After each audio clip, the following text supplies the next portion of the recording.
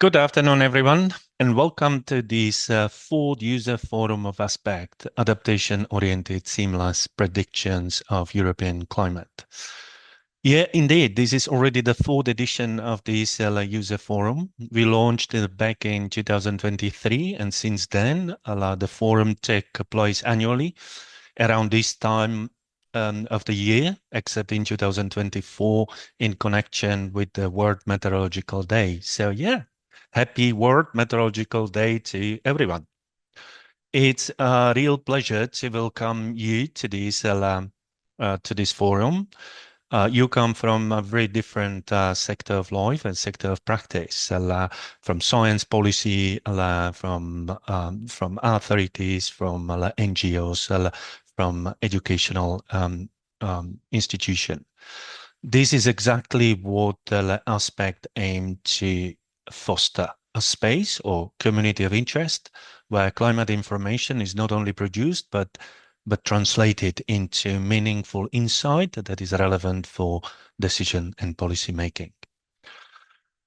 We face increasing climate vulnerability and variability and more frequent extremes across Europe. And this is exactly why we need actionable, user-oriented climate predictions, and the availability and use of such information is becoming ever more critical. But just as important is ensuring that those predictions are available. They also need to reflect user needs, and this is why this forum matters. So today we will open the opportunity to exchange, to challenge assumption behind the modeling and to reflect on how we can better connect climate services and climate science with adaptation decision on the ground. I encourage you all to engage actively, post questions, share your perspective, and help us to shape the next steps together. So thank you very much for being here. My name is Jaro Misiak, and I am with the Euro-Mediterranean Center on Climate Change, and I'm pleased to be the host today. I have some housekeeping rules to share. First of all, today's webinar is being recorded, right? And you will have the access to the recordings afterwards, so you don't need to take the screenshots. So we will share that with you together with the slides and everything. So we also welcome you to share the recordings once you receive them and share them with your colleagues. We also invited your comments and questions, as this is a webinar, so please use the Q&A chat box on your screen. So you will be able to post your question, and that will go directly to our panelists and speakers. Right. So what we are going to look at today. So we will have first a keynote or summary where we are in the project, what has been delivered, and what still has to be delivered in the last project years.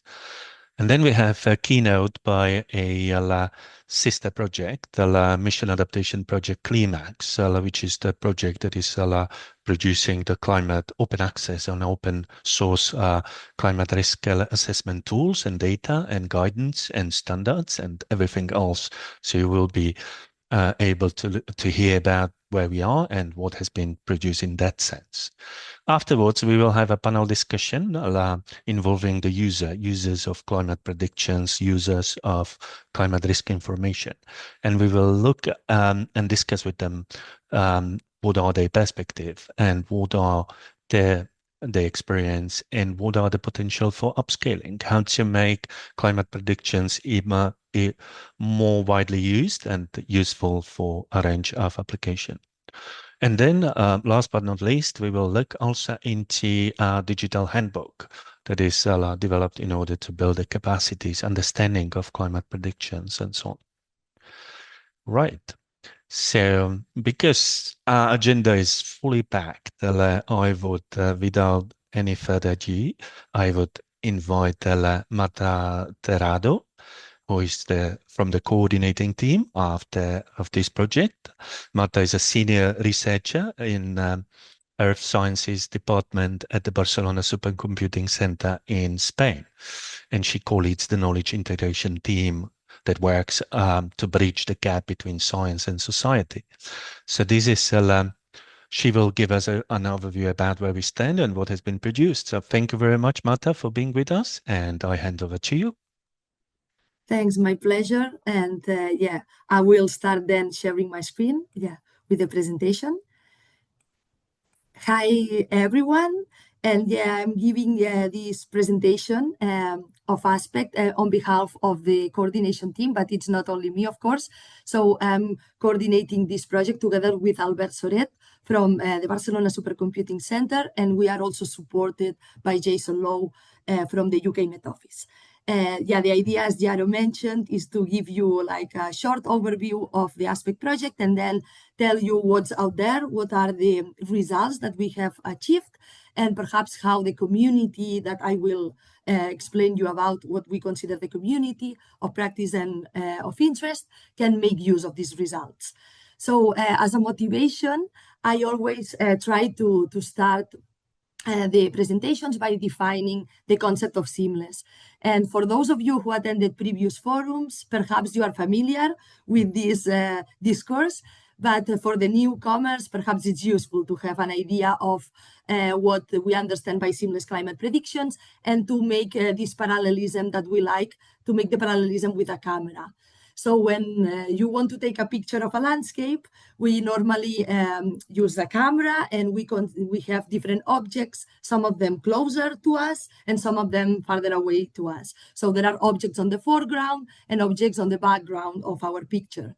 And this is a little bit also when we talk on temporal terms, we also consider that predictions that are closer to us, such as the seasonal predictions, are approached differently by the scientific communities than the predictions that are farther away from us. For instance, seasonal predictions are predictions that encompass the next month, the climate predictions for the next month's 2 seasons. They are complex predictions, they are under development, and we have some examples of the operational provision of these predictions, like the Copernicus Climate Change Service. Then, farther away in time, we find the multi-annual climate predictions, which also are complex. These are emerging types of predictions that at present perhaps have more limited examples of application. And then if we still go farther away in time, so some decades up to a century ahead, we use to have a sense of the climate conditions, we use climate change projections.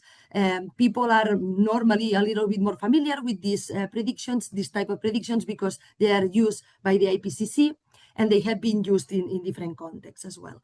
The climate research, the research communities that use these different types of prediction timescales are different. They use different models and they deliver information in different ways. However, when users have to make some decisions, they they try to think on all the timescales at once. I mean, a decision that you make at present time needs to consider how climate conditions are going to change in the next months, but also in the next decades and towards the end of the century. And they need to have the full picture, let's say. And this is actually what we want to achieve using seamless climate predictions. We want predictions that capture the different objects that are distributed in the landscape, that they are integrated so they are consistent without any jumps between them, and hopefully that they are more usable. So just to summarize, the objective of the Aspect project is to produce and improve seamless climate predictions covering the next 30 years in order to facilitate adaptation decisions in a range of sectors. The consortium is not very big. As you can see here, the logos, we are 11 institutions, but it's quite diverse. It encompasses research centers, also universities, national meteorological and hydrological centers. We also have on board the European Climate for Medium Range forecasts, and one of the users that I will tell you about, which is from the business sector. Here you can see again the different temporal scales, and the ones that are highlighted in yellow, orange are the ones that are covered in the Aspect project, although, of course, all of them are relevant in terms of adaptation. And to illustrate how seamless climate predictions can be useful, we have selected 5 different case studies in the project. One on the agriculture sector in Spain, another one focusing on the finance sector in the UK. Then we have a third case study on the Emilia-Romagna region in Italy, which is a region that is part of the European Mission for Climate Adaptation. And then we have 2 additional case studies in the humanitarian sector, one focusing on disaster response and the other one on food security to prevent malnutrition. I mentioned all these use cases, and you can see also in this graph that different decisions are listed. And this is because what we tried to do was to identify predictions that cut across different time scales to see how integrating this information is useful. And the needs identified together with the users in these sectors are what have triggered the new developments in the Aspect project, new technical developments, I mean. So users are at the center of our strategy. And here you can see 3 different levels of engagement that we are applying. One, which is the outer circle, is the wider community of interest that encompasses all the groups, and for which the project develops data sets and also methods and different applications.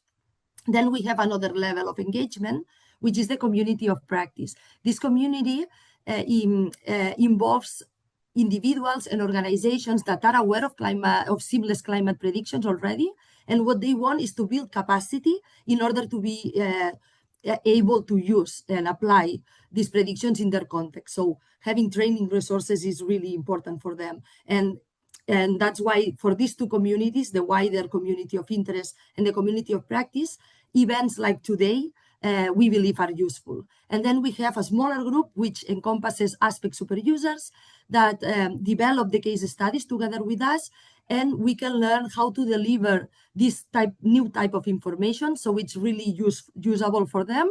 And also together with the super users, we assess the benefits and the added value of having this new type of predictions. Now I will articulate the rest of this presentation using the Aspect Data Hub.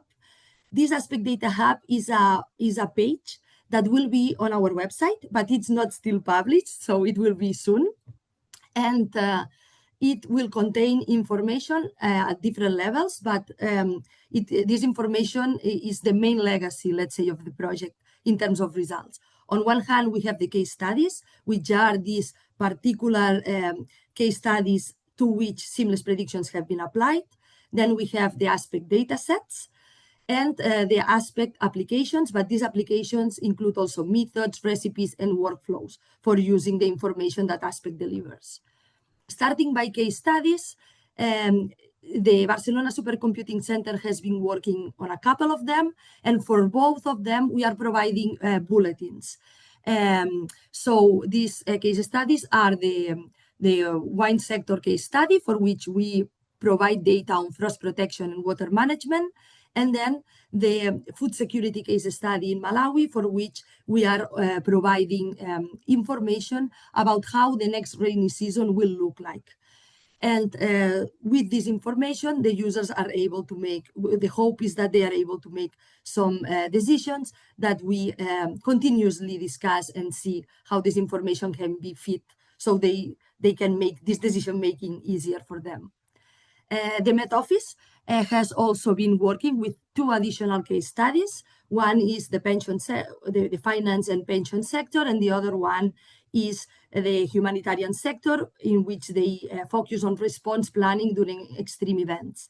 In both of these case studies, they are providing explorable websites. These explorable websites, in the end, are websites that are quite interactive and where the users can find information and examples of how to apply seamless climate predictions to their context. You can see here one example on heat impacts, which connects this information with the activities of the British Red Cross.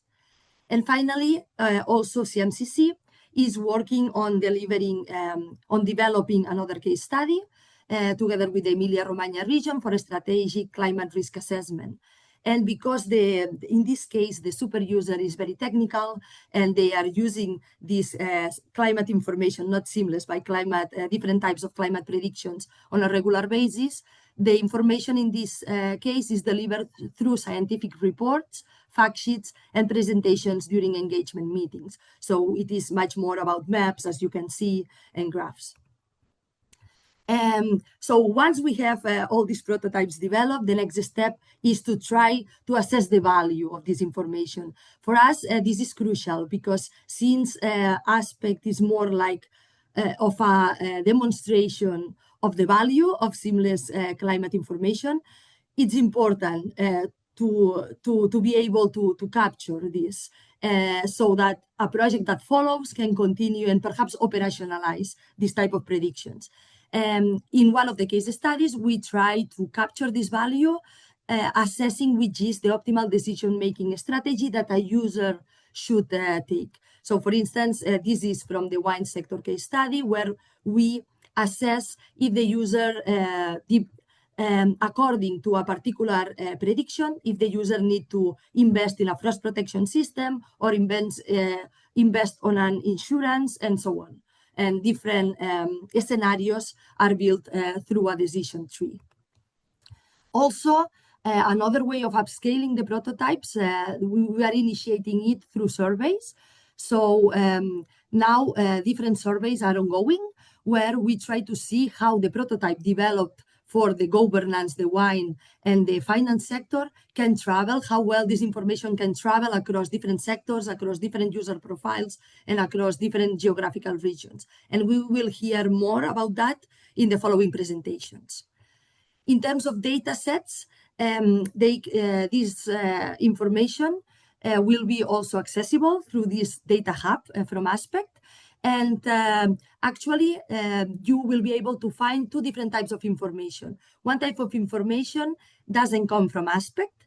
It's information that is sitting in the websites of different institutions delivering climate predictions that can be useful for decision making. And the website points to all these different websites, but also Aspect will deliver new types of information. And you can see here, these are the extended seasonal predictions and extended decadal predictions that can also be accessible as data sets. And in terms of methods, there will be different methods available, but the main ones are for temporal combinations. So these different timescales I was mentioning at the beginning are now split. So the project will provide methodologies to let's say, integrate them, like stitching, constraining, or merging. And these are tools that you will be able to find on the website.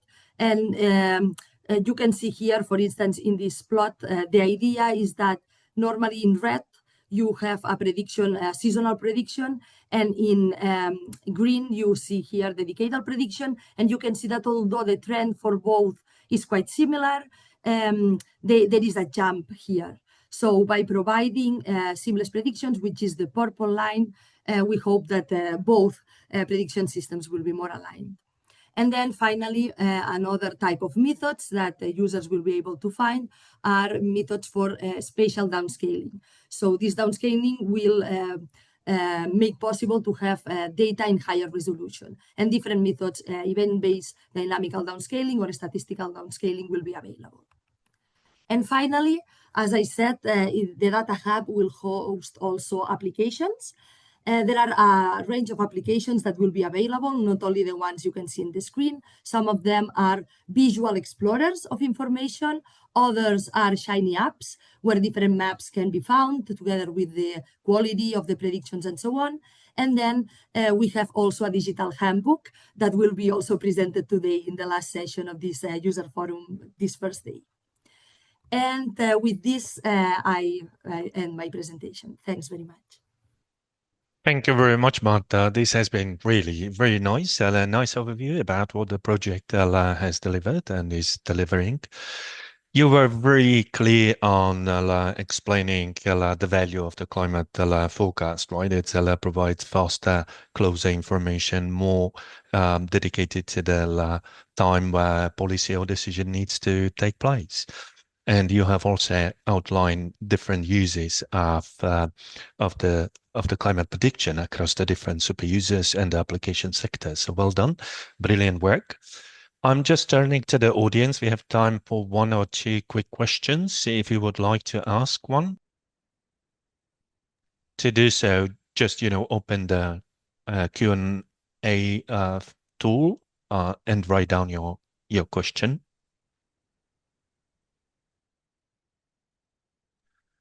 In the meantime, perhaps I can ask one question, Marta. I know that we have been discussing this many, many times before, but could you summarize perhaps for our audience, what from your perspective is the major challenge from the user side to use the climate predictions? So why do then they don't use it more widely compared to where it might make sense?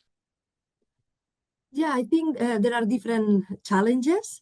Perhaps one of them is that at least what we have experienced in these case studies is that they don't have this like tradition of applying this type of prediction. So weather forecasts are very much applied. These forecasts that go from the next days maximum up to a couple of weeks. And these are very much applied in many sectors, I would say, that are impacted by climate change. But these type of predictions that go farther away, like months and decades, and even towards the end of the century, are not that much applied. So the lack of the culture of applying them. And then once you start digging into these type of predictions, perhaps one of the limitations is also the skill of these predictions, so the quality of these predictions. Are they good enough? Have they been performing well enough in the past so that they can be applied in the future? And this is something that needs to be explored together with the users and requires some time. But on the other hand, there are some opportunities also when you explore which are the windows of opportunity for using this type of predictions. You can find some. So I would say that it's more that from the beginning, users are a bit skeptic that you can predict timescales so far away. But once they enter in this co-production process, little by little, they can see some value. But yeah, I would say it needs a bit of time. Brilliant. Thank you very much, Marta. And this is probably what this user forum is all about, to inspire the potential users about, getting the trust and to getting a better understanding about what the climate predictions can deliver and how to use them in practice. So thank you very much. Um, so I advise everybody, so you can pose the question anytime throughout the user forum, and we will get back to Marta once you have posted the question.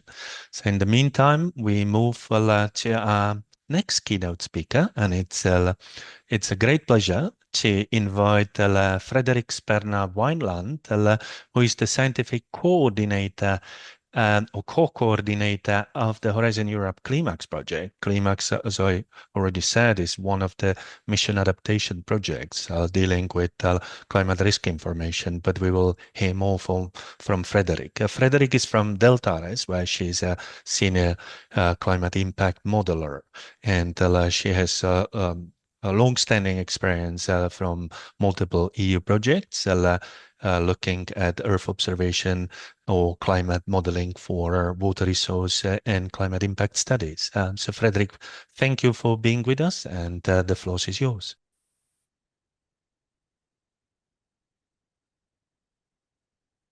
Yes, good afternoon, and thank you for the introduction and the possibility to present Climax here. Well, Climax is indeed, like you said, it's one of the flagship projects of the EU mission on adaptation, and we support the mission with the goal to make European regions more climate resilient. So here too, there are two important things that have been developed. One is the climate risk assessment framework. The other is the climate risk assessment toolbox, and I'll tell more about those in the next slides. So next from these theoretical and technical developments that are done in the Climax project, we also received a cascading fund from the European Union. And with that, we finance about 60 European regions that can conduct within the Climax project their own climate risk assessments. The Climax project started in January 2023, and we have a little less than a year to go, so it will end in February 2027. And listening to the previous presentation, I must say we're not making the seamless projections, so maybe I disappoint you there, but we focus on the projections for decades ahead. So a lot of the work focuses on 2050, 2100, but what we do offer, I think, is the very strong interaction with the regions or the stakeholders in our projects. So first, here is the climate risk assessment framework. It's co-developed by CMCC and YASA. And the main thing the reason why we did it is that we wanted to make sure that there is coherence in climate risk assessment between regions.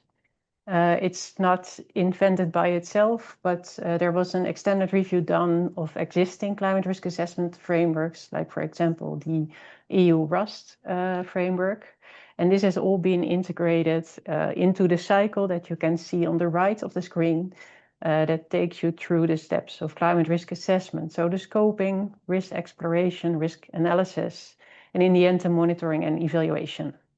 Well, when we designed this and when we first presented the framework, we noticed that the scientific vocabulary doesn't necessarily meet that of the regions.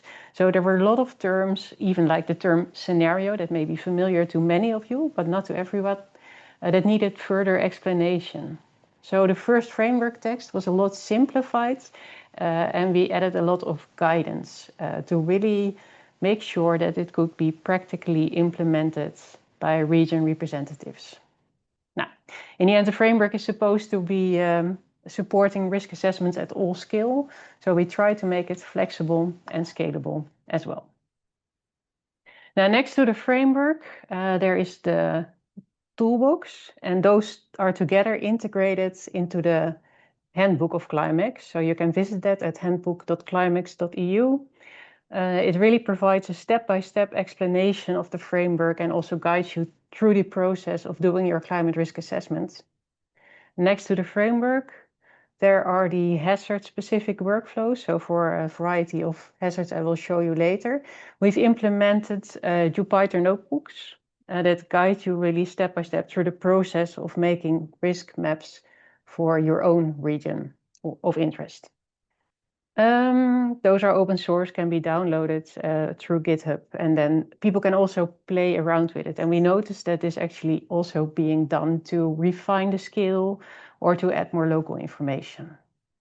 Yeah. On the website, you also find a lot of data sets, and we really started to extend it with frequently asked questions. So we are offering support. Regions come to us with questions, and all these questions are also added to make them available for future users. The handbook came online after the first year of the project, and then regions started using it. So it's regularly updated, and we also make sure that the feedback from the regions is really implemented. So we simplify, we improve the workflows, etc. So these are the hazards that are covered: floods, heat waves, wildfires. And you can see that the handbook is connected to the framework. So the risk analysis actually takes you through the steps of running the workflows. And good to mention, the assessments rely for a large amount on European data sets, definitely the Cortex data set, but also European or global scale flood maps. And these are partly downloaded from the Copernicus Climate Data Store, the Risk Data Hub, and Climate Adapt. An example for the wildfire index that is plotted for the region Catalonia. And what we hear that regions appreciate is that all these assessments and these maps are based on scientifically sound climate data sets and indicators. So people are doing their own work on the ground most of the times for the current climate, but now they have a kind of European benchmark that is a backup to their own assessments. Now, getting to the cascading funds, we received about 12 million from the European Union to also support regions. There were 2 open calls in which region representatives could subscribe for running their own climate risk assessment project for about 200, 300 100,000 euro. And in total, we received 382 applications from the regions, far too much to fund them all. But after a careful evaluation process, we were able to start in the end with 69 European regions, of which now after 1.5 years, we still have 67 on board. So that means there is complexity. It is challenging to use those data sets, but from the 69, 67 are very successful until now. So what are they supposed to do? They start their project really based on these climate data sets, like we have the European scale data sets that fit entire Europe and do not integrate that much local data yet. That's the first half year. So after half the year, they are allowed to extend their risk assessments, to integrate local data, to refine the workflows that we made available. So regions are able to download the Python code, start tuning, and we noticed especially that people started adding additional crop data because the European data that didn't necessarily match the situation on the ground. Data on vulnerable people is added, etc. So after 1.5 years, we received very good climate risk assessment reports. And now some of them are already in the final phase of the project. And that's the actual identification of adaptation measures. So that's also of interest to the Aspect project, I believe. So what does a climate risk assessment look like? This is work from Budapest. And they've created risk maps for heavy rainfall, heat waves, relative droughts, and they incorporating the hazard data, but also the exposure data and vulnerability data. And here you can clearly see the pattern going to the city center where the risk actually increases. Now here's a map for Chilena showing the heat wave occurrence and the number of heat wave days per year. And we can clearly see that with time, the frequency of heat waves and the duration will increase. So that's for single hazards. And then the challenge comes, how do you combine those hazards and thus the overall risk into something meaningful, and how do you make the decisions? So this is work of mainly IASA, who started to prepare the key risk assessments. And for each of the hazards listed in the rows, they went through the 3 columns. So they looked at the severity. How severe will the impact of my hazard be in the future? What is the urgency? So will it occur in 50 years from now, or maybe already experience it next year? And what's the capacity? So can we adapt? Are there means, and is it possible to adapt to this hazard? So based on this, all the hazards can be evaluated, and a region can set its priority on which hazard it wants to focus. And this is all done in workshops. And what is really nice is that in those local workshops, the stakeholders are all invited. So the risk ownerships also starts there. So the local authorities, but also like the farmers, they start knowing what's happening and what will happen in the future.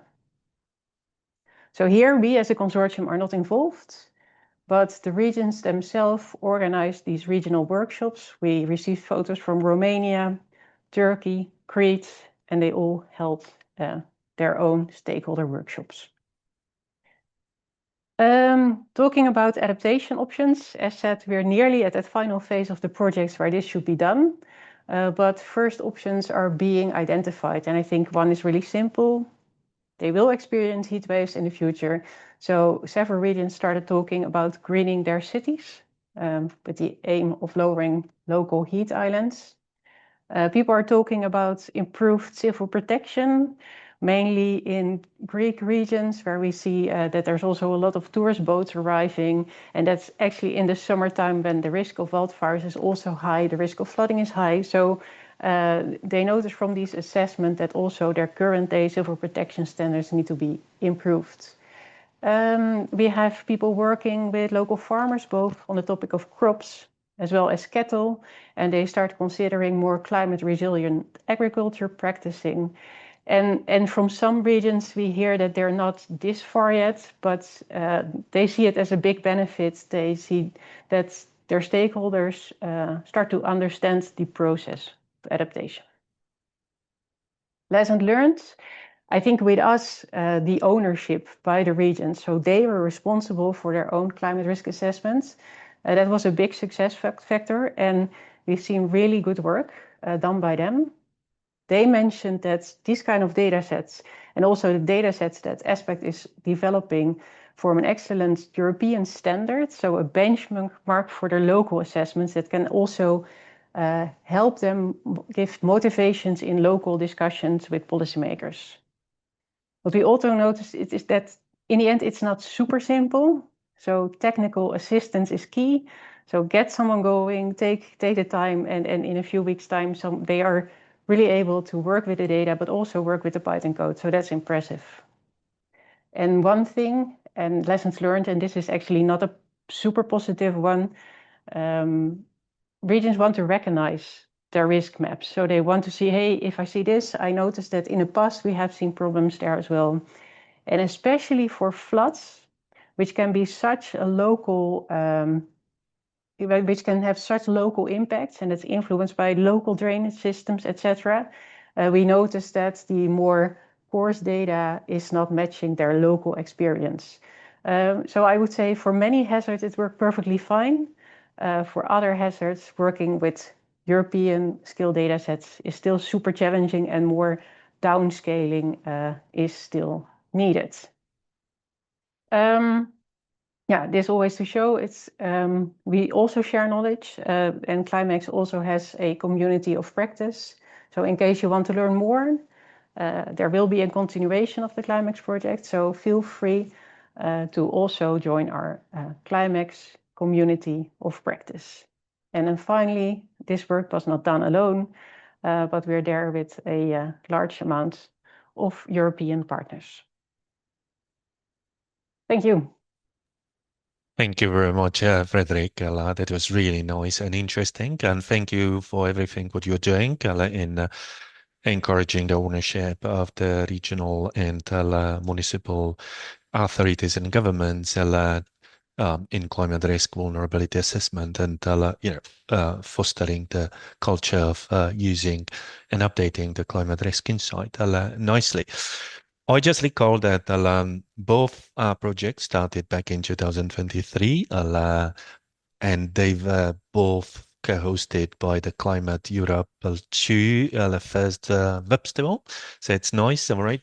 Both Aspect and Climax are running in parallel, and there are multiple ways how they interact. And some of our colleagues were part of your COP community of practice and vice versa. So this is really nice and very good. Indeed, we will have some representative of your regions talking as the super users in a few minutes.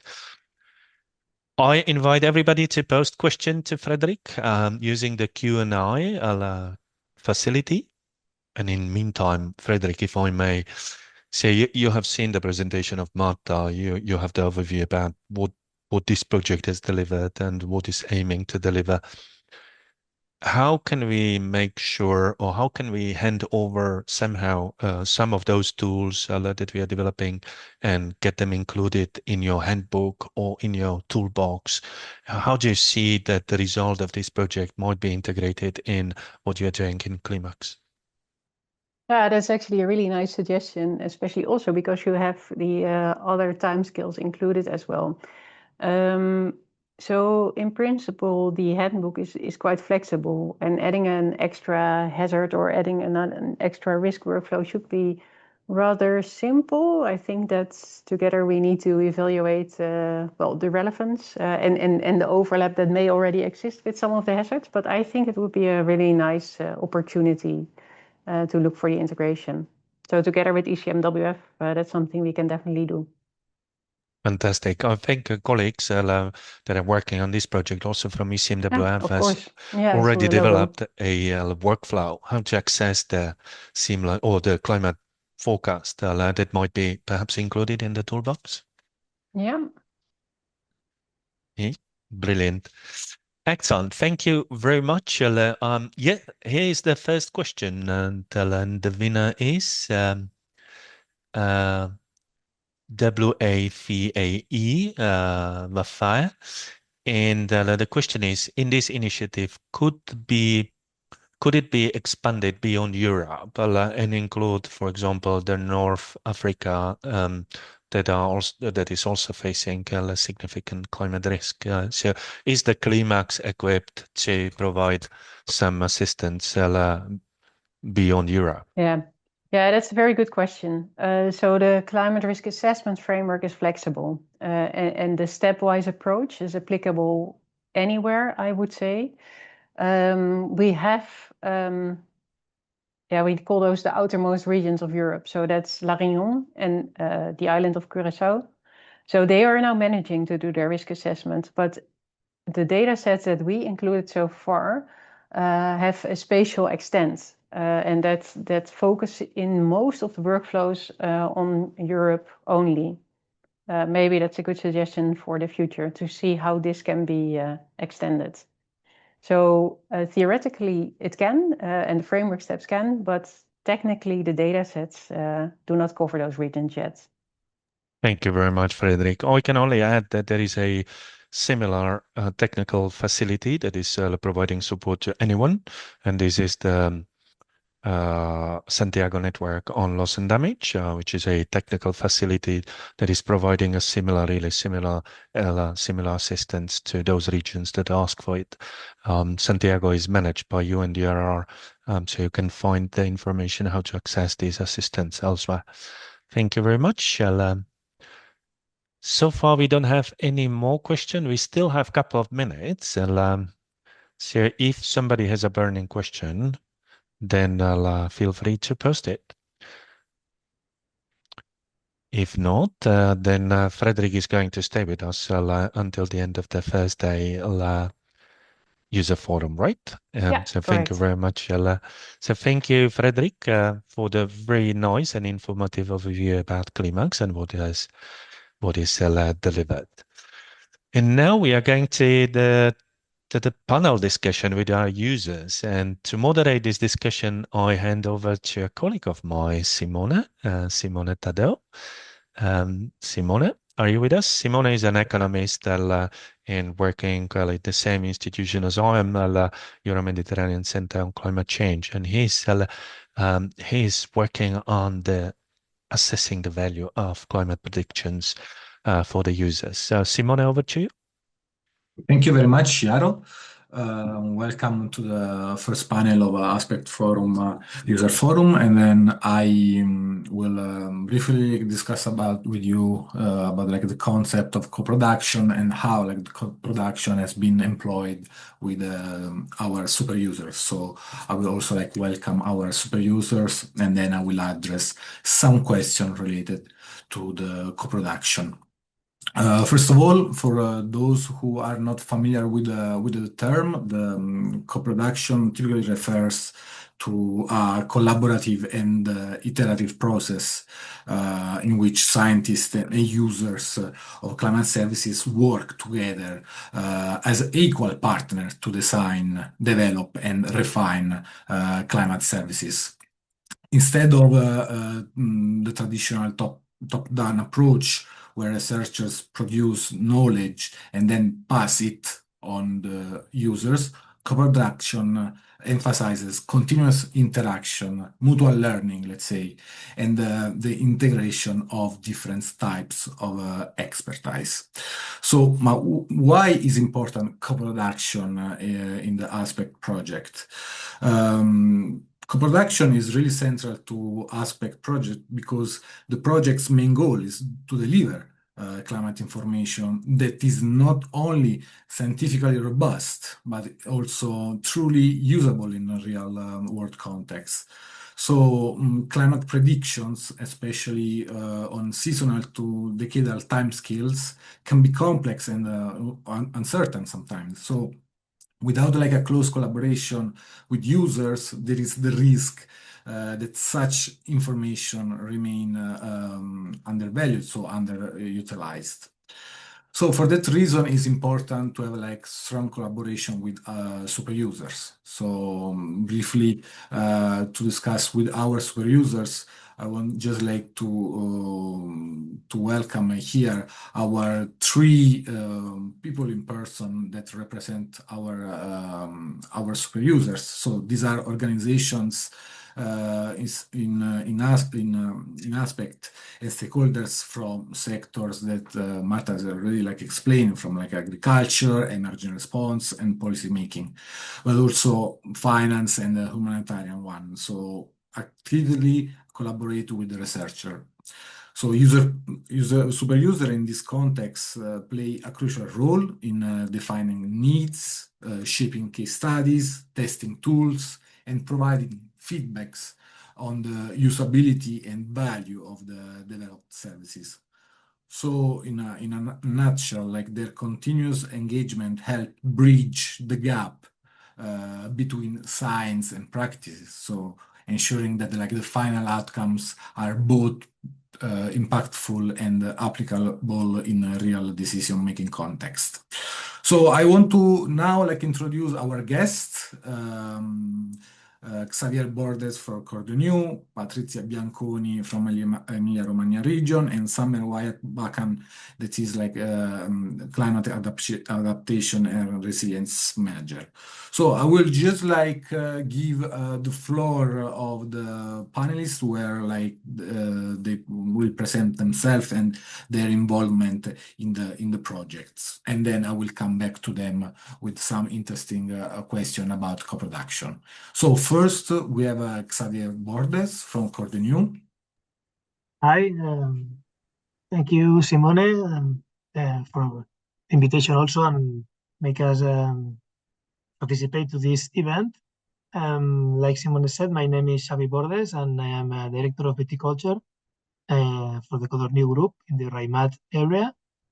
And as viticulturists, we are highly exposed to weather conditions, and the knowledge of this how can we adapt to this changing environment that we live every year is crucial for us to understand how these changes will come, and also how can we adapt our strategies and to obtain the production that we desire from our vineyards, and also make important decisions regarding our future as a company, because we depend 99% of the climate conditions of our different areas where we produce grapes, and it is crucial for us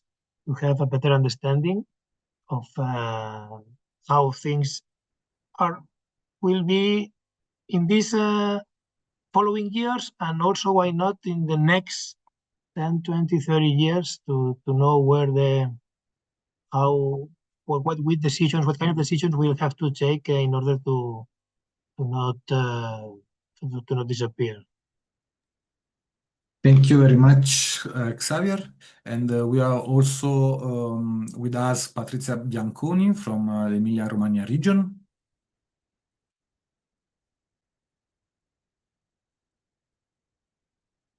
Patrizia, you have like the mic off. Yes, sure. Sorry. Okay, now we Okay, can good. see. Yes, okay. Good afternoon. Thank you so much for this invitation. It's a pleasure for me to have this opportunity to share the point of view of Emilia-Romagna region. And okay, my name is Patrizia Bianconi. I work on the cabinet in the cabinet of the presidency of the region, and in particular, I coordinate the policies and the strategic document regarding the adaptation and the mitigation plan and strategies. In particular, as the Emilia-Romagna region has a strategic document approved in 2018 on mitigation and adaptation. And now we are working with our environmental agency, the name is ARPA, Emilia-Romagna, to update the climate scenarios and in general update the strategies on adaptation. And also we are working on the same way to make a plan to transform also our strategy is in a plan of adaptation for our region. And for this project in particular, we are very interesting because the tools and the some outcome of this project could be very interesting for our document, for our strategic document. Again, we are working also with ARPA on climate risk assessment, on quantify the climate risk assessment with the tools available from the Climax project presented before. So for us, it's very important to be here. Thank you very much, Patrizia. And now it's like the turn of Summer from British Red Cross. Hi, everyone. As Simone has already said, I'm Summer. I'm the Climate Adaptation and Resilience Manager for the British Red Cross. And as Marta mentioned, we're here as the super user for the disaster response and humanitarian sector. Under Aspect, we're working with the Met Office's climate resilience team to co-produce a seamless climate information that can help people working across the British Red Cross to better understand climate-related risk, make climate-informed decisions, and build resilience to extreme weather at local contexts. Across the Red Cross movement, we're, as I'm sure all of you are, acutely aware that climate change is driving an increase in both the frequency and intensity of extreme weather events. However, we also know that some of our responders still have a limited or mixed understanding of how climate change can actually affect response operations. And this is particularly true in our case for extreme heat, which is often underestimated as a hazard in the UK.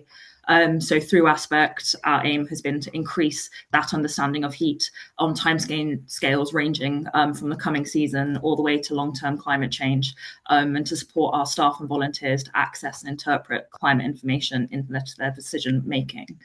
And collaborating with the Met Office has included co-producing training on seasonal forecasting and the Met Office Local Authority Climate Service Explorer. But building on this, we've also co-designed a much larger website that focuses on the extreme heat impacts and why they matter for emergency response and preparedness. So this site brings together information on recent local climate changes, what to expect in the near future, and longer term change. It acts as a kind of one-stop shop, linking tools, videos and practical contexts to staff to help them understand how increasing periods of extreme heat can affect emergency response, preparedness, and overall resilience in years to come. So thank you for having us here today. It'll be a pleasure to discuss our co-production process with you.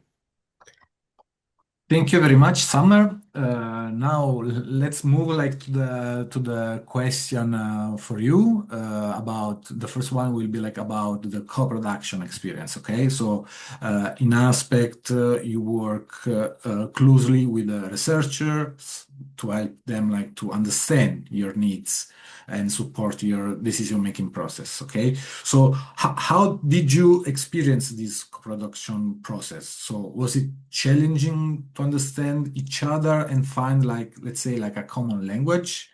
Xavier, do you want to first like answer and then we go like Sure. yeah.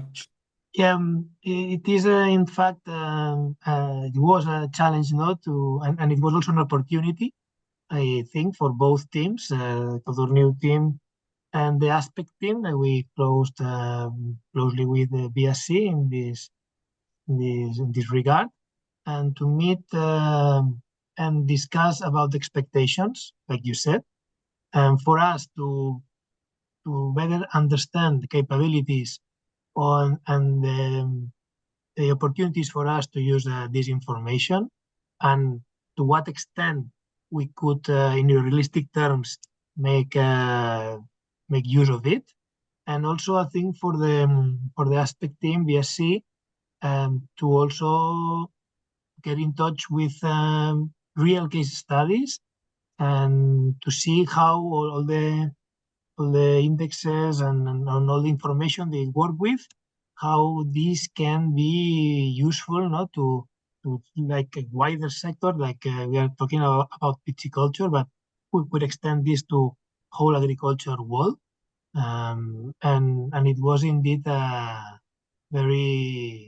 it was a challenge at the beginning, but I think we had both the opportunity to better understand the walls of each other, and it was the first step mandatory to start working on something that was useful for our company, and which is what aspect is focusing on. Thank you very much, Xavier. Patricia?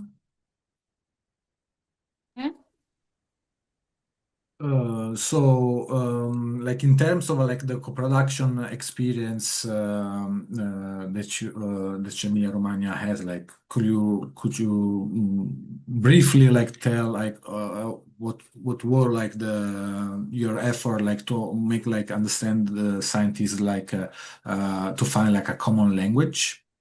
Yeah.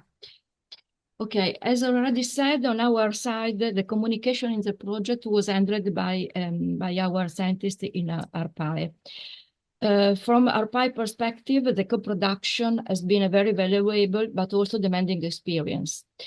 They are used to working with complex climate data and also modeling frameworks, but in this project in particular, the challenge was quite different: to align scientific innovation with concrete governance needs. In fact, one of the main challenges was finding a common languages. Researchers often focus on methodologies and innovation, while we need information that is directly usable in policy and planning context. There was a continual negotiation process, translating the scientific output in something operational, because the needs of the policy making is quite different, as you know. Another important aspect was the expectation. There were differences in timing and scope. As you know, the research process required time and experimentation, very long time for experimentation, while the governance actor need timely and actionable information. So the regular exchange and interactive discussion was the way where we work, and we manage the aligning these expectations. I would say the process was strongly based on mutual learning, research gained to understand what the decision-making constraint, and we were exposed to the new method and possibility. And in this continuous dialogue was the key to making the output for more relevant and usable. So the key words was the dialogue and mutual learning, because the wording of the science and the policy making, the government was very different, and is very important to match. But not only the match, but also to learn and to share the process. Thank you very much, Patrizia. Now it's like the turn of Summer. Yeah, so working with the applied scientists at the Met Office for me has been a really positive experience. The team I work with are clearly very practiced at communicating with non-scientists, which meant that we were able to build a shared understanding extremely quickly.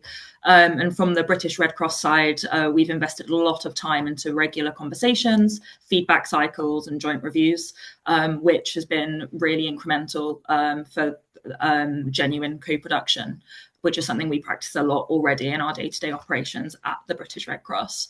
But one thing that really stood out for me is how adaptable the Met Office team has been. Because early on, we realized that whilst climate data is like highly abundant, our staff and volunteers need context, clear expectations of what data means for them in their operations, why it matters operationally, and how it connects to decisions that they're making on the ground day to day. So the Met Office scientists have been very open to this and willing to expand beyond purely data-driven content to include narrative elements, practical explainers, and scenario-based framing. And alongside this, we recognized early on that there was a need for more varied communication formats than we had initially kind of anticipated. So not everyone engages very well with charts and numbers.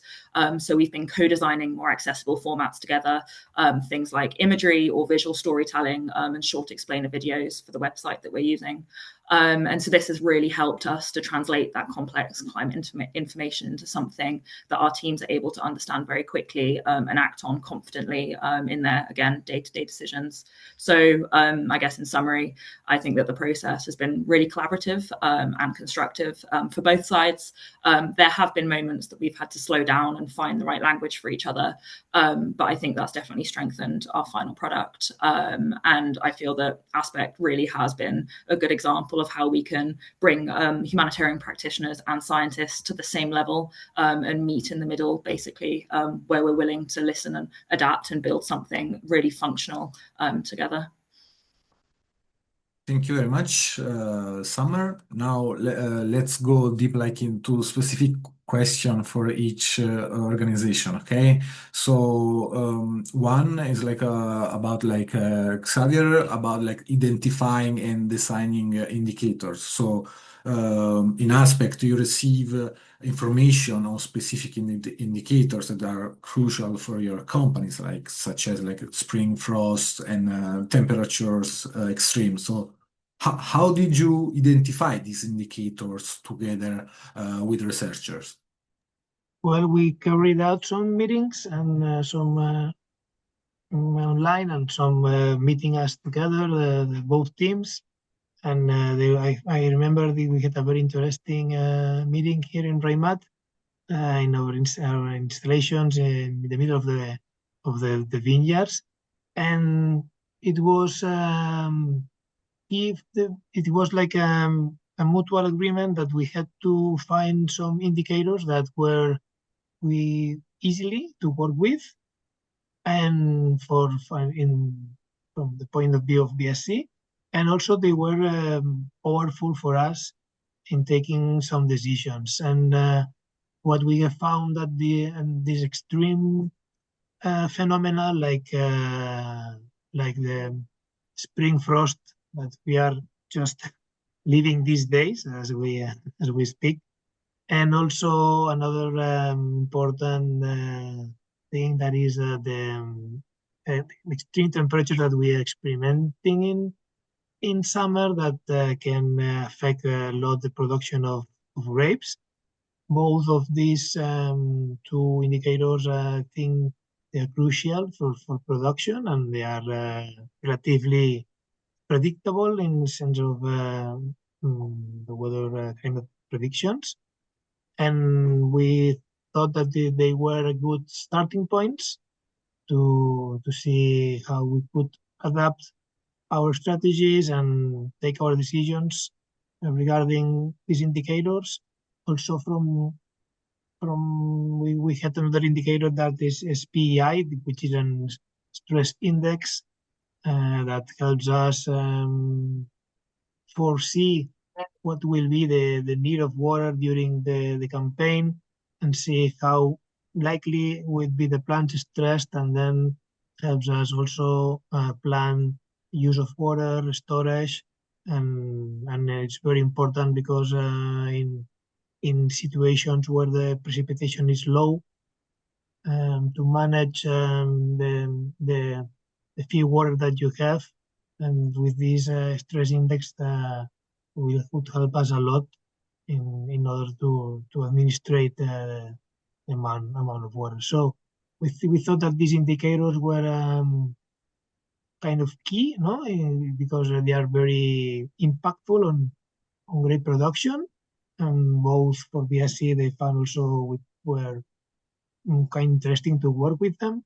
So we decided with this that to work with these indicators, and I think it's kind of a good start point, like I said. Thank you very much, Xavier. Patricia, could you just give briefly some information about identifying and designing indicators? Yeah. Yes, the indicators, the definition of the indicators is in particular a very complex issues. For example, we know very clear in our region what are the main impact on climate change. For example, extreme heat or also intense precipitation events. This unfortunately was already critical challenge for our region. As you know, we have two big flooding events in 2023 and 2024. But the choice and the definition of the indicator is also very important also for two different reasons. The first one is regarding the monitoring of the adaptation plan. We know, or the strategic plan in general regarding the adaptation. So we know that the adaptation indicators are very complex. And also for this also is very important to discuss and to define in the continuous interaction with our research agency. So the iterative refinement is the main challenge and also is the key to define in the better way the indicator. The second is also to find the good indicators to answer to the needs for the policy making for our needs, and also to match with the high resolution modeling and the probabilistic output. And also, for example, it's very important for us to have a clear visual of maps, plots, probability plot, or, for example, some frequency curves.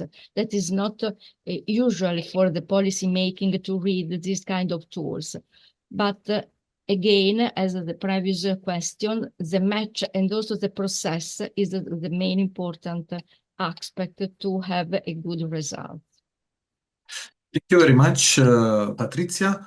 Now, Summer, from your perspective at the British Red Cross, what type of climate information is truly valuable for your sector? And conversely, let's say, like, what type of information, even if scientifically like robust, like is difficult to use in practice? Okay, so for us, I think that the most valuable climate information is something that is high resolution but locally relevant. And so when we talk about high resolution, I'm meaning informed at the neighborhood scale, ideally within hundreds of meters to 1 to 2 kilometers, not 10, 20 or 100 kilometer grids. And so this finer granularity will then allow us to combine climate hazard information with our own local vulnerability data and storytelling from the communities that we work within. And so it's only at this scale that we can then build a meaningful picture of that local risk and inform the decisions that protect people actually on the ground. And add to that, I guess, ideally, we would have predictions for the next 1 to 3 years at the same high resolution. For that kind of near-term outlook at the neighborhood scale would be really incredibly valuable for our planning systems. Through Aspect, we've learned that prediction science is still much coarser, focusing on more broader regional and national patterns rather than like these localized signals. So we do have that kind of continued challenge in communicating this internally, because my colleagues in emergency response can often dismiss large scale or national level products understandably as a little bit too general to be useful in their planning.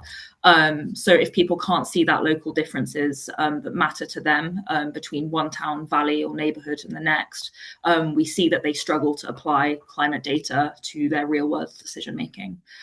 So for that reason, we would say that high resolution observational data and future projections would remain more useful for us in practice as they give more consistent and local specific information that we're able to integrate within our own data sets and insight teams' work to use that to understand evolving risks right down to the community level.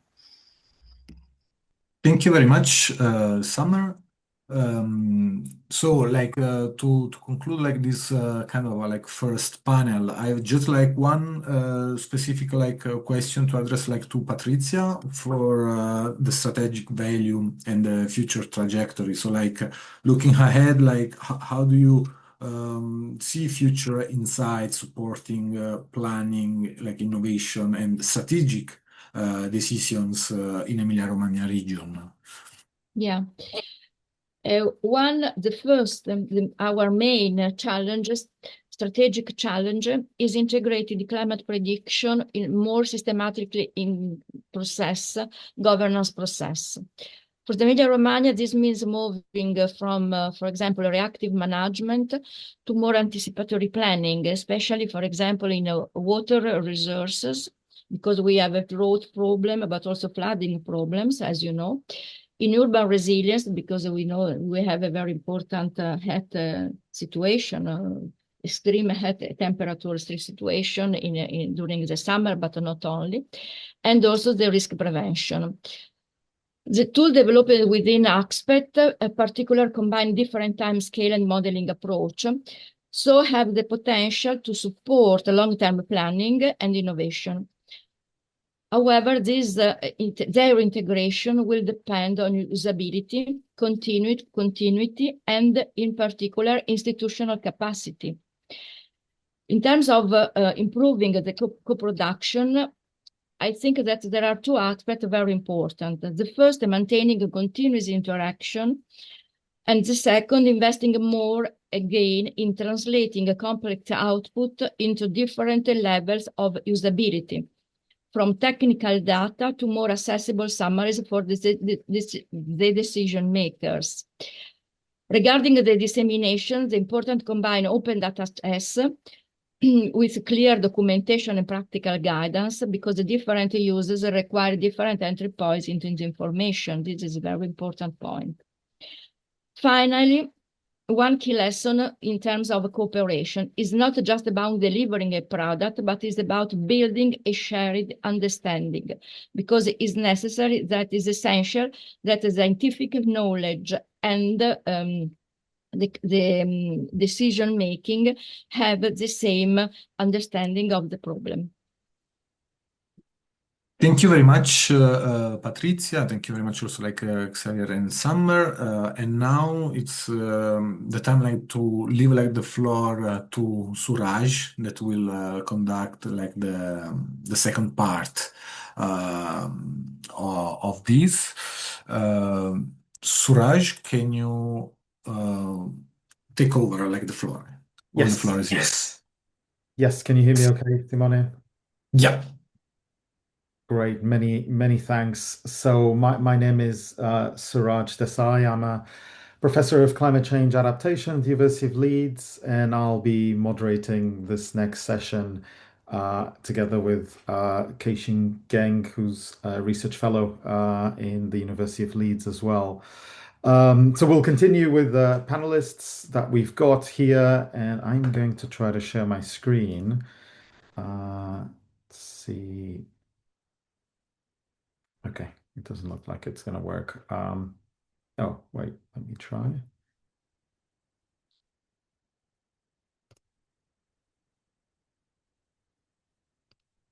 Okay. I don't think it's going to work. It's fine. So yes, I hopefully what I wanted to show you was some of the prototypes that hopefully you remember Marta Terrado presenting, which really are the product of the work that the colleagues here have been doing with a lot of the aspect scientists. So just as a very brief reminder, with Cotonou, there have been developments of prototypes looking at frost protection and water management for the next season, but also for the next year.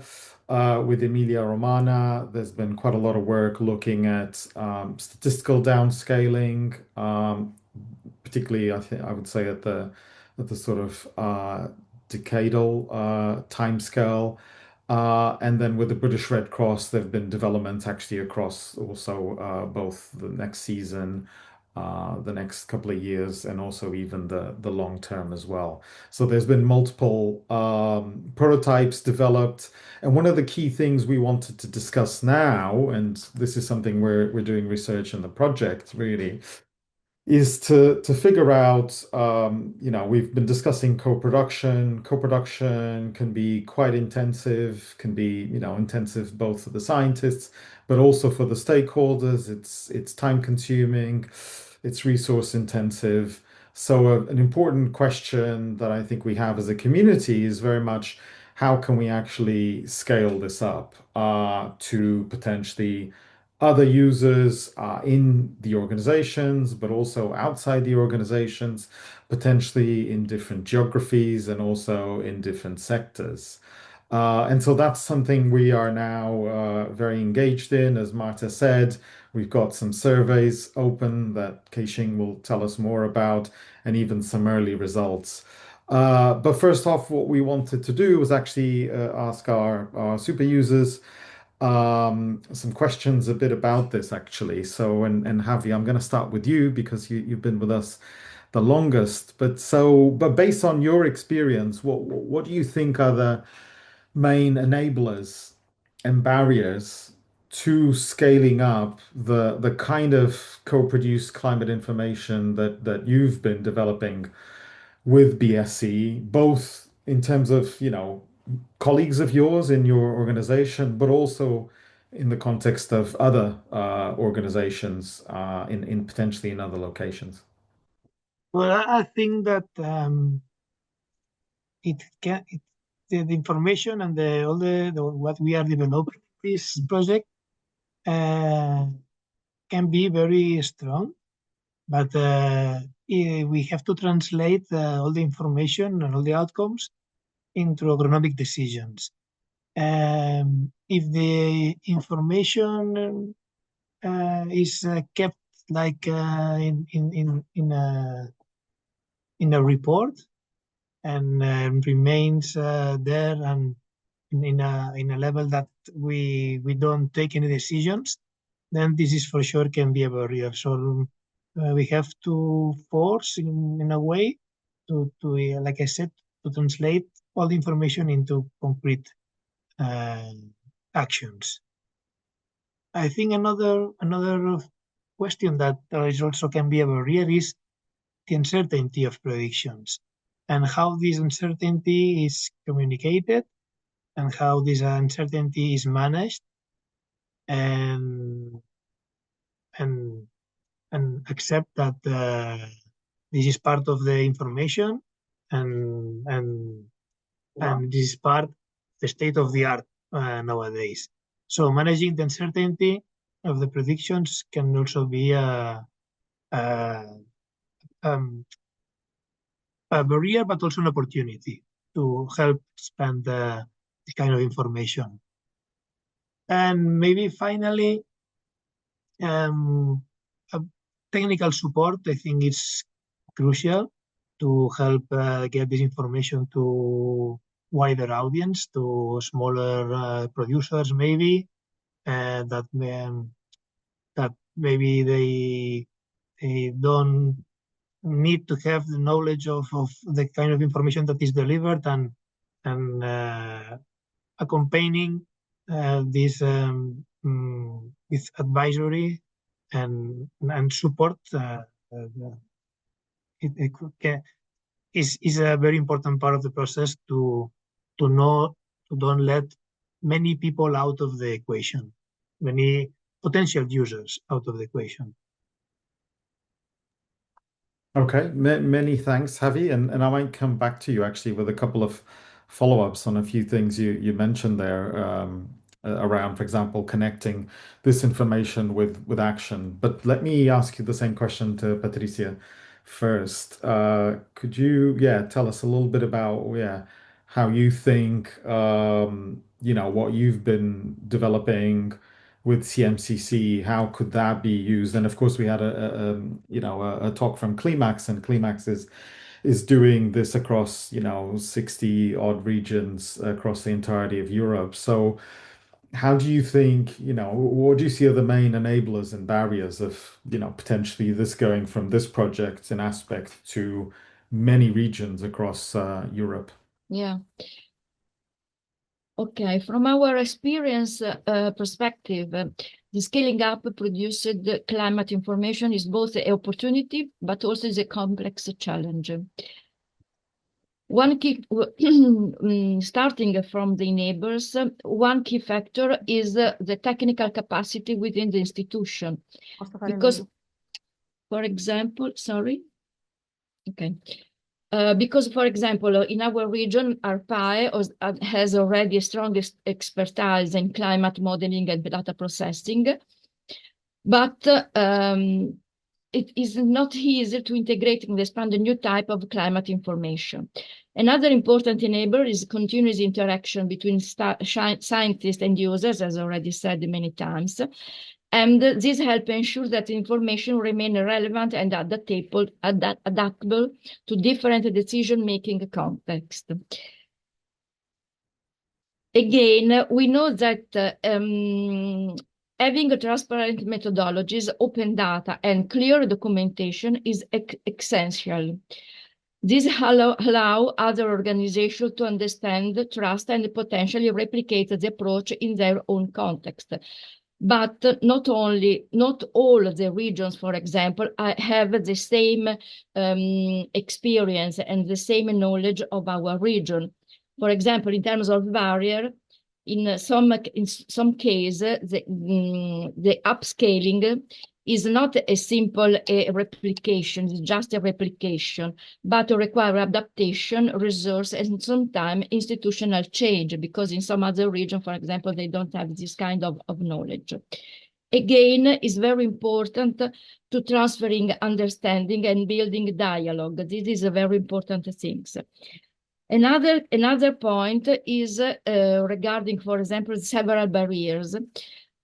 One of the gap between complex modeling output and what is actually usable. Because, for example, if we have a scientist robust output, is not always directly actionable for the policy making.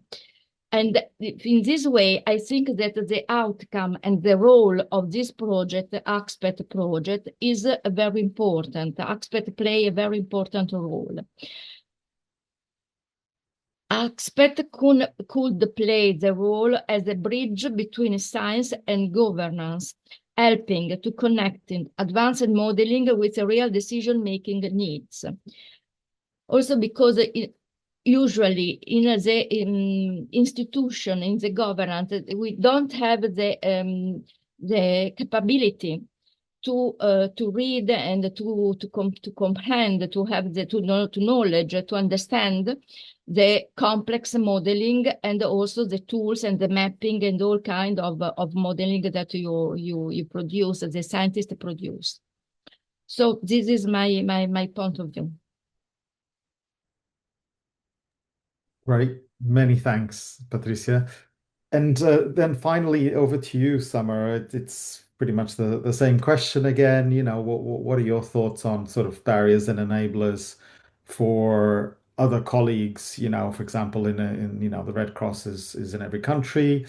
And also you can, you know, there's other colleagues, you know, the prototype that you folks have developed with the UK Met Office is very much focused on heat.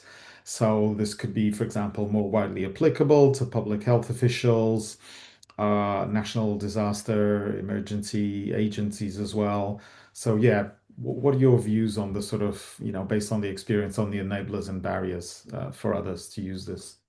Yeah, thank you. I think I will have to be basically echoing what's already been said to start with the enablers in particular, is that like one big enabler for us is being able to have that one-stop shop, I guess, for climate information and for people, regardless of industry or wider than the Red Cross, if people know there's a single place they can go for hazard data or explanations or visuals and case studies and guidance, they're going to use it, and that engagement will hopefully, and we've seen, increase quite a lot. So I think that it's important, like Javier said, it's not just about giving people that data, it's about giving them the tools and the ability to actually interpret it.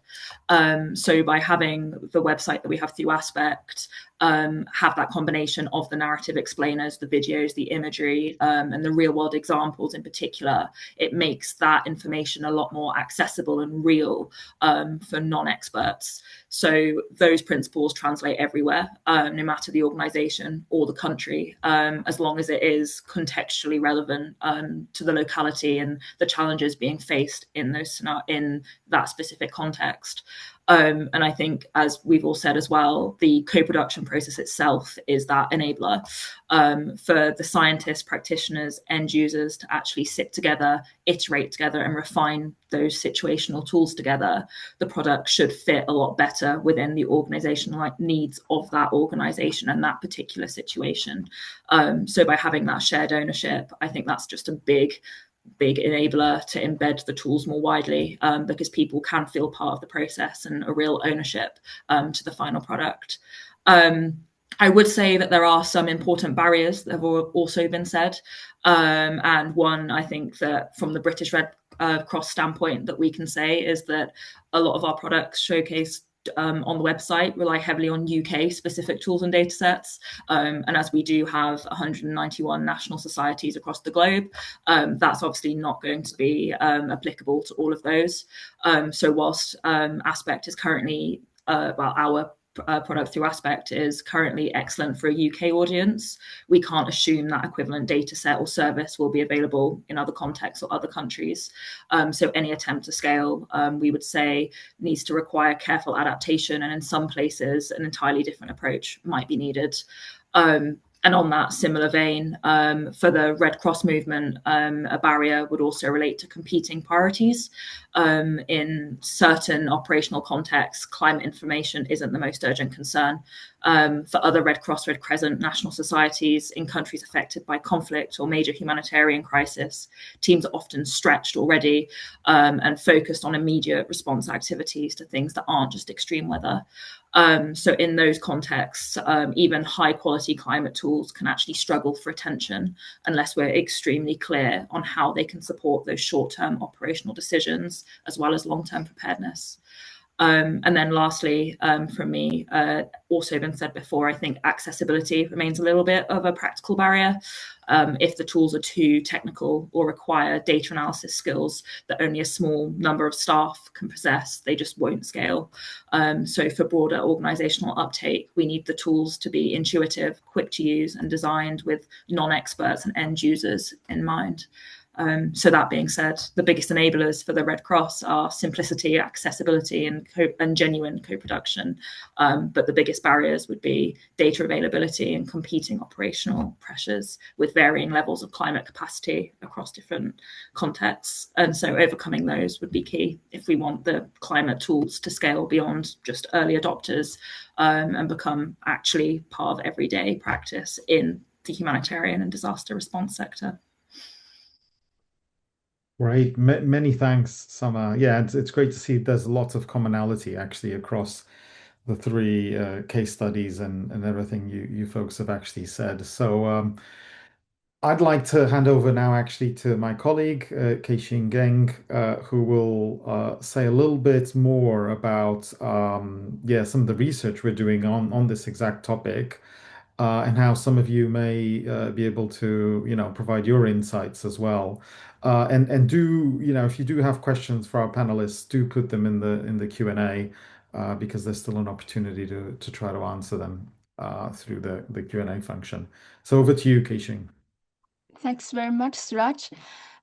So very happy to be here to share some new results or task upscaling. So this task is targeted to understand how the co-produced climate information can be upscaled to meet the needs of broader potential users.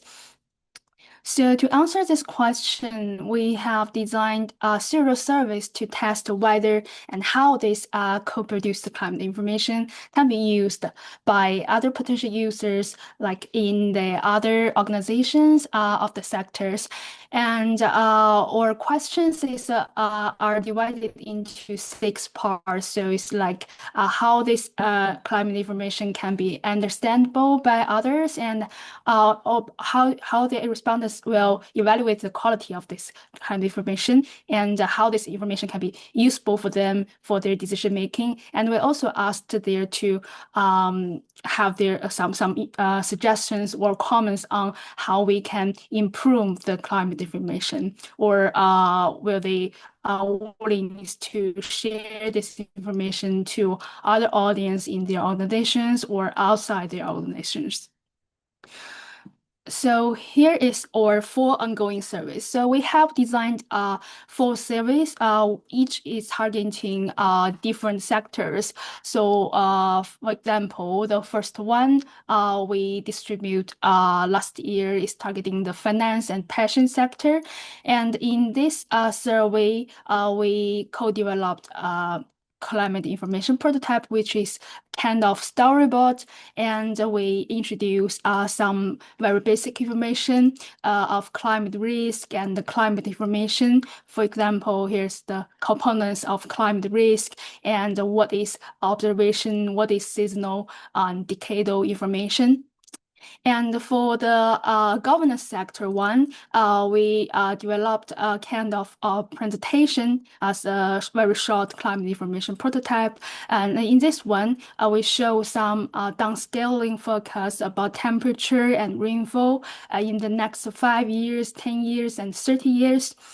And for the emergency response and the humanitarian sector, we have a very short website which we introduce the climate information about extreme heat and hot summer. And in this one, we also introduce what is the climate information for today's climate, which is observations, and also for the next 3 months is like the seasonal information and the decadal information. And for the agriculture and the one sector one, we have a climate information prototype like a bulletin. And in this bulletin, we show the 2 indicators, which is frost days and growing degree days. We show both seasonal and decadal forecast for these 2 indicators. Okay, so for the first one, the passion sector survey, here's the storyboard. Here's the storyboard-like prototype. And for this survey, we're targeting respondents who are professionals in the passion sector or in the broader finance sector. And this is the QR code for this survey.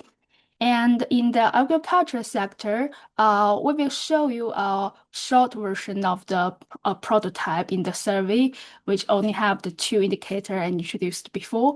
And at the end of the survey, we also will show the respondents a more comprehensive prototype, which introduced the 2022 to 2027 new focus of this and next year, and more indicators about water management will be provided at the end of the survey. And although this prototype is co-produced with Cotonou, the one company, we also welcome people from other kind of agriculture sectors. So people work with any types of crops are welcome to answer this survey. And the third one, the governance sector survey. So this one is co-produced with the Emilia-Romagna region of Italy. But this is also open to people in any regional and local government of the European countries. And the final one about the extreme heat event survey. So this is co-produced with the British Red Cross. So we will also provide you some how this extreme heat will affect emergency response and humanitarian sector. But also this prototype also available to people whose work is or might be affected by future hot summers and extreme heat. So it's not only in the emergency response sector. Okay, so before I continue to introduce some early results, I would like to first ask you this question, get some feedback from audience. To what extent do you think climate information could be useful for you as an organization? So based on your experience and based on what's shared by our panelists, what do you think? Okay, I will leave here for 30 seconds. Oh, we have very good response now. Very positive.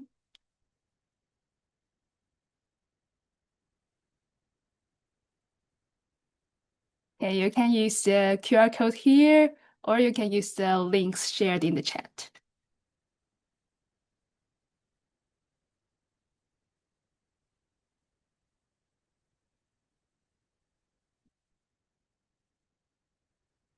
Oh, great. That is very positive.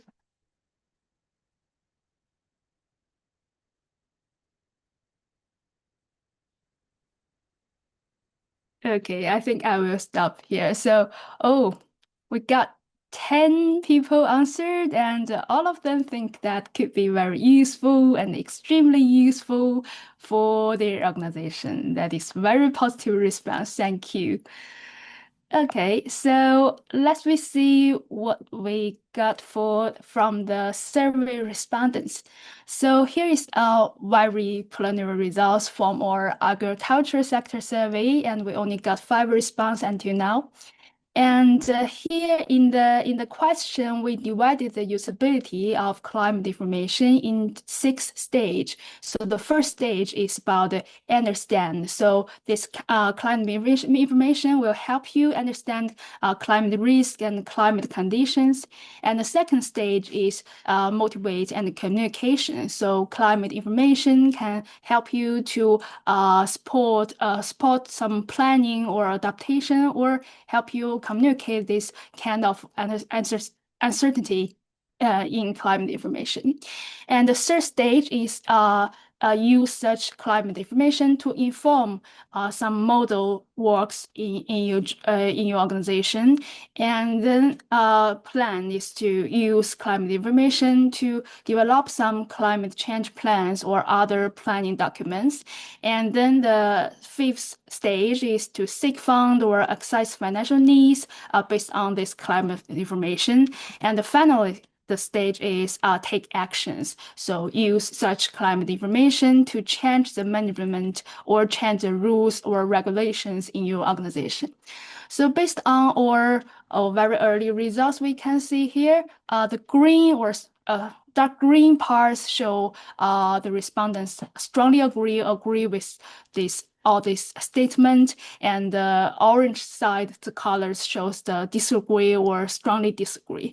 So based on the results, we can see that we got some very positive response on the understanding. So respondents think that this kind of climate information prototype we provided to them can be used to improve their understanding of the climate conditions, and can be used to develop climate change plans or other resource planning document, and also be helpful to undertake some infrastructure projects. And we also have some other questions about the understanding and the quality evaluation. So about understanding, most people think that the balance between text and image in the storyboards was appropriate, and now the challenge is most responding the information is still hard or very hard to understand. Okay. We got also very positive feedback on the quality evaluation. So most respondents think that both the seasonal and decadal climate information was as well formatted, understandable, and be beneficial to the respondents and their organization and sectors. Okay, so the final pages, please help us spread the word, and your answers will be very valuable for us, not only to improve our climate information, but also we want to really make the changes to like help you organization and the broader users in your sector. Thank you. Great, many thanks, Keishing. And it's yeah, great to see some of the early results that are coming out from this research, and I think some consistency as well with what our panelists have been saying. So we look forward to seeing more results. Do spread the word if you can, and I know we've overrun a little bit, so I think I'm handing over to Yarrow for the next session. Thank you very much, everyone, for participating. Over to you, Yarrow. Oh, thank you very much, Suraj and Simone, and thank you, Patrizia and Summer and Xavier for the insightful answer to these questions. It was really nice, and I regret that we don't have more time to engage in this discussion. So we need to move on. I would have had plenty of questions both to our panelists, but also to Suraj, who is also a member of the European Scientific Advisory Board on Climate Change, that recently issued an opinion about how we should prepare. And I was going to ask a question about what kind of climate prediction might, what role the climate prediction might play in better preparing according to your recommendation. But we will keep it for next time. I'm very happy to introduce another colleague of mine, Rudi Bressa, who is a communication specialist at CMCC, Euro-Mediterranean Center on Climate Change, who is designing the communication, dissemination, and exploitation products and focused on climate adaptation and nature-based solution. So he's also a science and environmental journalist, right? So he has a large experience in communicating this complex matter. So Rudi, over to you. Can you introduce the Aspect Handbook and what you have prepared for us? Over to you. Thank you, Yaro, for your introduction. And please give me a second that I share my screen. Hope that you can see it. Not in presentation mode. No, it's perfect. Perfect. Thank you very much. Thank you very much. Good afternoon to all audience. As closing this first day of our user forum, I'm glad to present our concept and idea on building capacity with and through the Aspect Digital Handbook. The name that we choose for this handbook is Beyond Aspect. And why we choose this name? Because it's we think that will be a kind of or part of the legacy of this really important project, especially for the user that we met today in the other section. The goal of this handbook, this product, is to try to take the high-level climate science generated by this project and try to translate it into a kind of format that could be useful and accessible for real decision makers and not technical user. So what the idea behind? First of all, this handbook was designed as an editorial product. So we try to, as I said before, to explain the science behind the Aspect. Why? We know that during these years of project, that the core challenge that we face with organization is that organizations often struggle to understand this complex data, this complex climate predictions. So as we call the black box. So our mission is to try, as I said before, to make it, to bridge this gap and translate it, this kind of data and the size behind the project into understandable narratives. To do this is because we achieve our goal is to do some instrument to provide and support the practical adaptation planning for different users, explaining the data, explaining the process behind the climate model, and explain how different users can have some help from this kind of prediction. If I have to use the claim of all Aspect project, we still use facilitating seamless climate adaptation and prediction. So who are our target group of this project? This product is policy makers, business, civil society, and as you know, is really different sector, and then they have really different needs from regional governments, humanitarian response, and yield protection and production. So we are confident that all this sector share a reliance, common reliance. So what we are trying to working on to translate this different sector into single hub, targeting specific sector: agriculture, finance, governance, energy, water, and so on. There will be still the website that is more technical.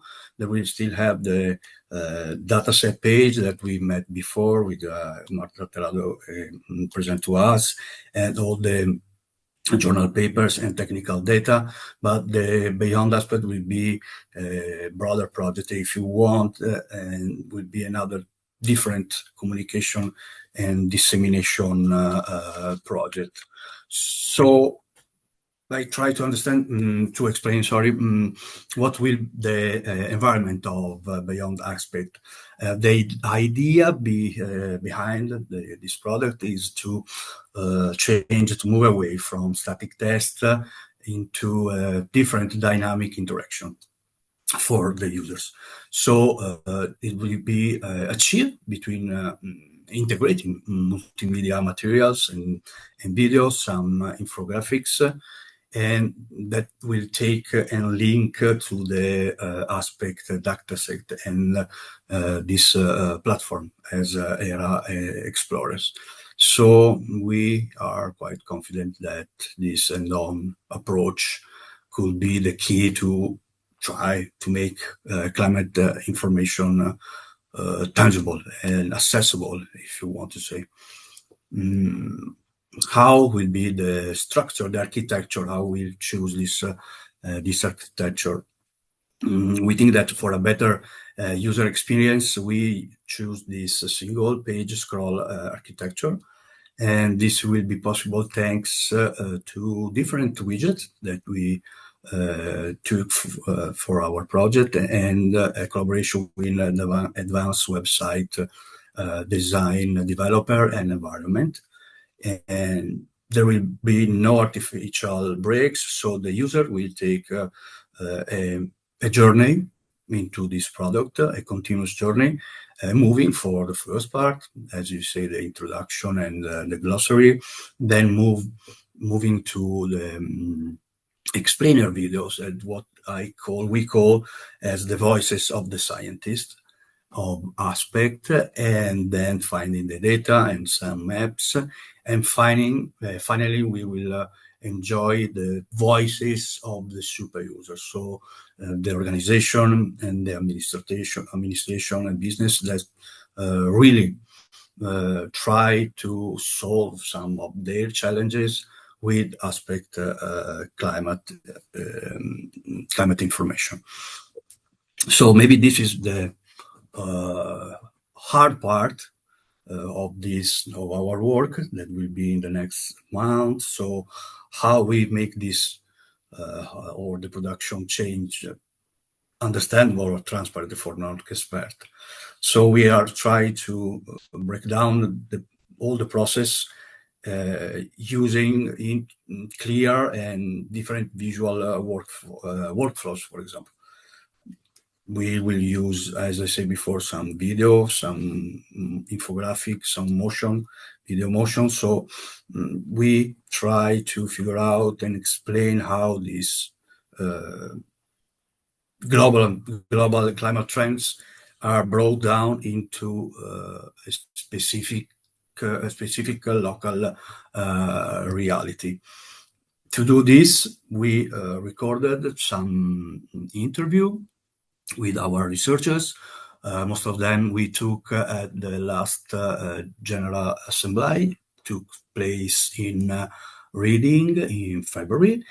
So to give you just a better idea of what I'm talking about, I'd like to show you just a couple of minutes of one of the video interview that will be a core of our digital handbook.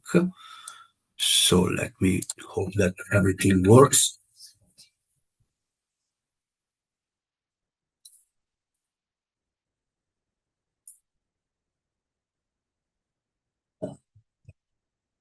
Yeah, Rudy, probably what is not working is the sound. It's not working. So we see the video, but we don't hear the sound. Oh, wow, this is a good technical problem. No I problem. That's don't. perfectly fine. It's good as the teaser. So there's plenty of interesting stuff that audience might look forward to. So that's perfectly fine. Yeah, brilliant. Well done. Good job. Yep.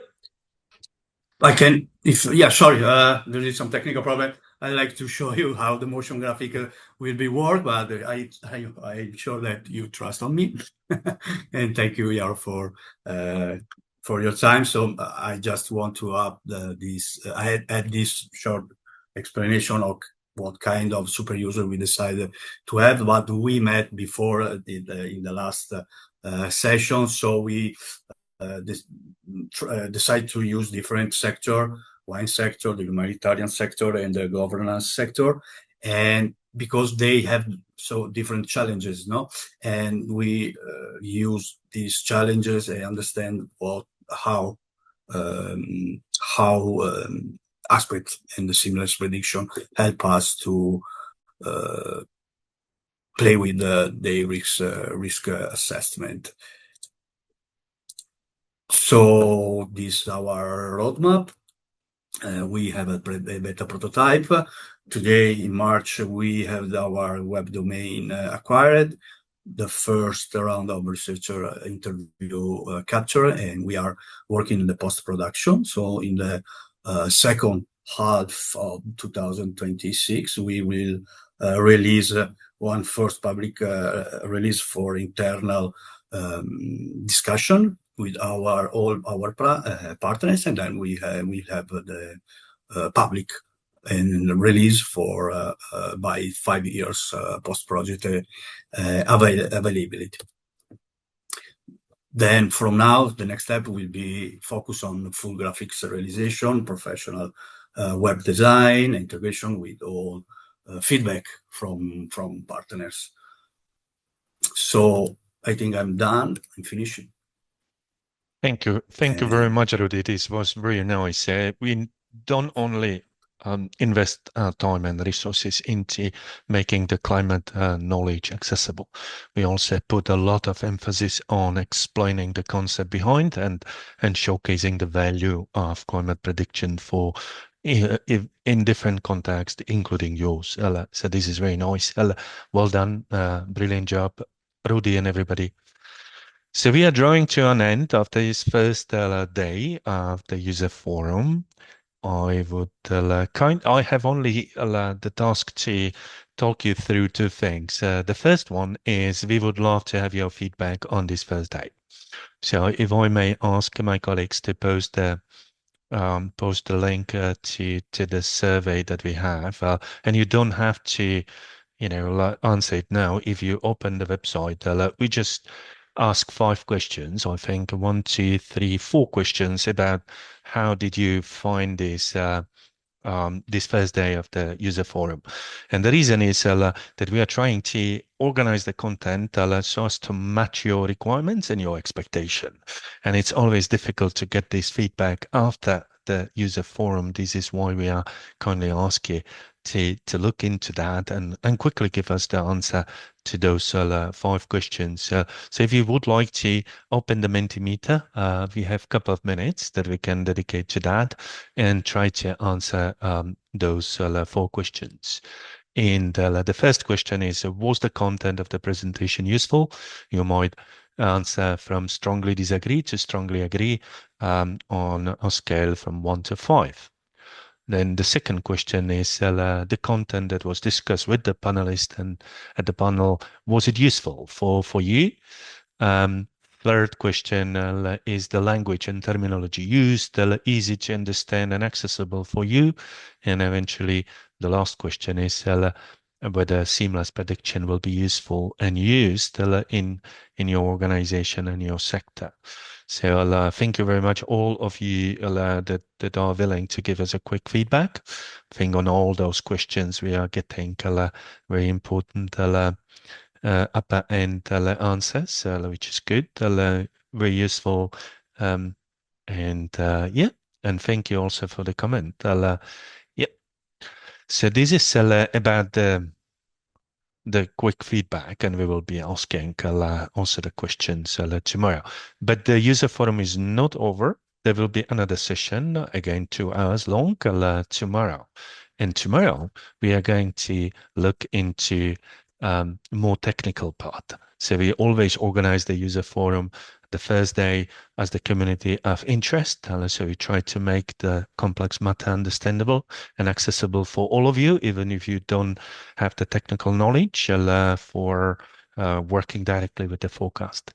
And the second day is more the community of practice that is meant for a little bit providing a little bit more insight into the technical matter, where we stand, what kind of application we have done, and what kind of methods we are using. This doesn't mean that if you are not a modeler or technical person, you should not participate in the second part of the user forum. You are very welcome to do so, because there will be the content is prepared in a way that you can still follow the discussion, and it might be very useful for you as well. But for those that are interested to see a little bit more technical background, we can anticipate tomorrow we will have several presentations from the team of Aspect team, from University of Oxford, from Met Office in UK, from CMCC and SMHI. We will have the insight about the more technical part of what we have been doing. And then we will also have an invited presentation from ECMWF about how the forecast data simulation and the concept will be integrated within the Copernicus Climate Change Service and beyond. Right, so this is the anticipation of tomorrow. We will still start at 2 o'clock, and the user forum will last until 4 o'clock. We are also happy about any email. If you would like to contact us, drop us an email or drop us any comment in the Q&A tool or in the chat. They are very, very welcome. And yeah, unless somebody else would like to, I would like to thank to all our panelists and moderator for today. The discussion was really very rich and compact. So there are plenty of very interesting angles and aspects to look at, which is very nice. I repeat again, the recording will be shared afterwards, and you don't need to take the screenshot. You will have the slide shared and easily accessible. So with that, I would also like to thank the technical colleagues that have prepared this Thursday and were present in order to make everything run smooth. And with that, I wish you a nice rest of the day and looking forward to see you tomorrow.